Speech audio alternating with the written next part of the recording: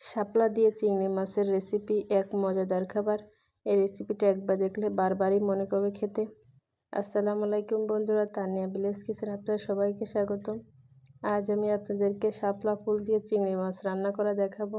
খুবই সহজভাবে এই রেসিপিটা করে আপনারা যে কেউ খেতে পারেন। খালে বিলে হাটে বাজারে সব জায়গায় এখন প্রচুর পরিমাণ শাপলা পাওয়া যাচ্ছে। আপনারা এইভাবে একবার তৈরি করে খেয়ে দেখতে পারেন। এই শাপলাগুলো আমি বিকালবেলা তুলে নিয়ে আসি বিল থেকে, এনে রাত্রে আমি এভাবে অল্প একটু পানির পরে চেয়ারের উপরে দাঁড় করে রাখিছি, যাতে সকালবেলা কত সুন্দরভাবে ফোটে এটা দেখার জন্য।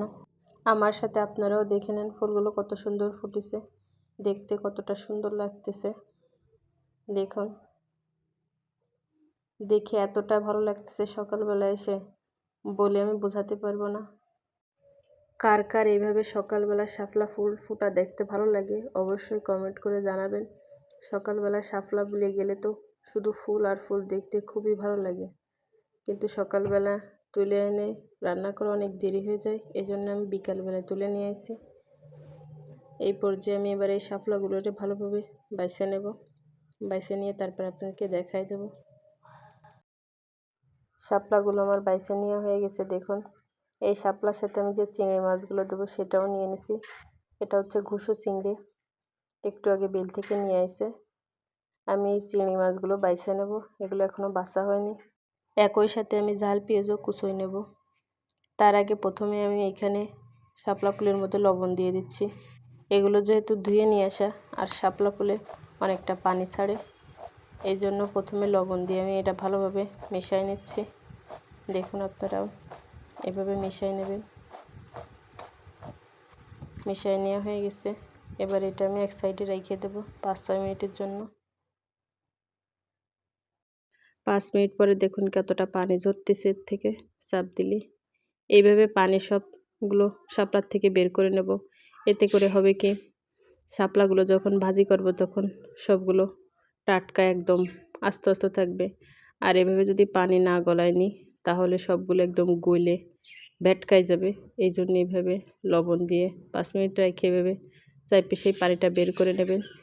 এতে করে শাপলা ভাজি করলে শাপলাটা খেতে খুব ভালো লাগবে। দেখুন কতখানি পানি গলেছে, আর এই পানিটা খুবই কালারটাও খুব জঘন্য। এই পানিটা ফেলে দিচ্ছি। এই পর্যায়ে আমি শাপলাগুলো সিদ্ধ করে নেব, এই জন্য কড়ার মধ্যে আমি শাপলাগুলো দিয়ে দিচ্ছি। এর উপর দিয়ে প্রথমে মরিচ কুচি দিয়ে দিচ্ছি, চিংড়ি মাছ দিয়ে দিচ্ছি,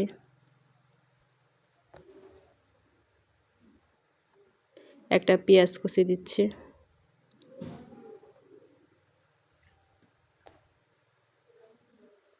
এক চামচ লবণ দিয়ে দিচ্ছি, আর 1 চামচ হলুদ দিয়ে দিচ্ছি। এবারে সব মশলাগুলো আমি ভালোভাবে মাখায় নেব, সব কিছু যাতে ভালোভাবে মিশে যায়, এই জন্য মিশাই নেওয়া হয়ে গেছে। এবার একটা ঢাকনা দিয়ে আমি এটা ঢাইকে দেব, দিয়ে চুলোটা ধরাই দেব এবং সিদ্ধ হওয়া পর্যন্ত আমি অপেক্ষা করব। সিদ্ধ হওয়ার পর তারপর ফিরছে। সিদ্ধ করে নেওয়া হয়ে গেছে। দেখুন, শাপলাগুলো আমার একটুও গলিনি, একদমই টাটকাই আছে আস্তে আস্তে। এতে বাড়তে কোনো পানিও আমি দিইনি। এই পর্যায়ে এটা আমি ভাজে নেব। প্রথমে একটা কড়াইয়ের উপরে প্রথমে তেল দিয়ে দিচ্ছি, খাবার রেগুলার তেল, সয়াবিন তেল দিছি। এর মধ্যে এবার মিডিয়াম সাইজের 2টা পেঁয়াজ কুচি দিয়ে দিচ্ছি। পেঁয়াজটা একটু নাড়াই ছাড়াই দেব। পেঁয়াজটা একটু লাল লাল হওয়া পর্যন্ত আমি অপেক্ষা করব।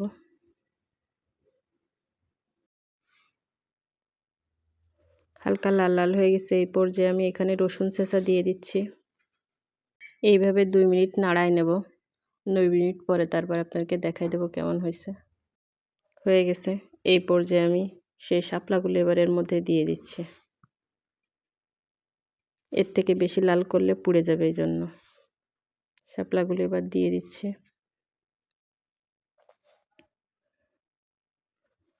এবার শাপলাগুলোর সাথে মশলার সাথে ভালোভাবে মাখায় নিচ্ছি। দেখুন, এভাবে আমি মিডিয়াম আছে 2 থেকে 3 মিনিট ভালোভাবে ভাজে নেব। আর এর মধ্যে লবণটাও চাইকে দেখব ঠিকমতো লবণ হয়েছে কিনা।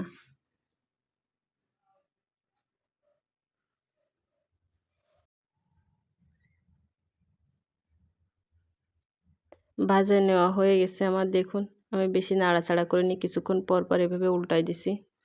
বেশি নাড়াচাড়া করলে একদম ফেটকায় যাবে, এই জন্য। আমার ভাজা নেওয়া হয়ে গেছে, লবণও ঠিক মতন আছে। এই পর্যায়ে আমি এরপর নামাই ফেলতেছি। আমি যেভাবে ভাজি করেছি আপনারা এইভাবে বাসায় ভাজি করে খেতে পারেন, ইনশাল্লাহ খুবই ভালো লাগবে। একবার হলেও এইভাবে ট্রাই করে দেখতে পারেন। আর এতক্ষণ আমার সাথে থাকার জন্য অসংখ্য ধন্যবাদ। আর আমার ভিডিওটা যদি আপনাদের ভালো লেগে থাকে একটা লাইক করবেন, কমেন্ট করবেন। আর এখনও যারা চ্যানেলটিকে সাবস্ক্রাইব করেনি দ্রুত সাবস্ক্রাইব করে আমার পাশে থাকবেন। আবারও দেখা হবে নতুন কোনো আইটেম নিয়ে। ততক্ষণ আপনারা ভালো থাকুন, সুস্থ থাকুন এবং নিজেদের যত্ন রাখুন। আল্লাহ হাফেজ।